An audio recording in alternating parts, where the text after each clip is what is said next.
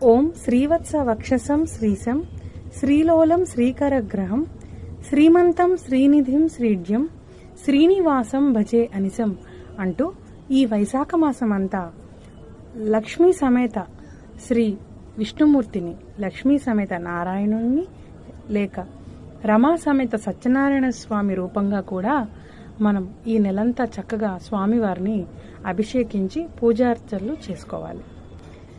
ముఖ్యంగా ఈ వైశాఖ మాసంలో విశేషంగా పుష్పించి ఫలించే మల్లె పువ్వులను, మామిడి పండ్లను బ్రాహ్మణునికి యథాశక్తి దక్షిణ తాంబూలాలు సమర్పించుకొని పేదలకు జలదానము, చలివేంద్రాలు ఏర్పాటు చేయాలి. నీడ పట్టున నివసించేందుకు చెట్లు నాటాలి.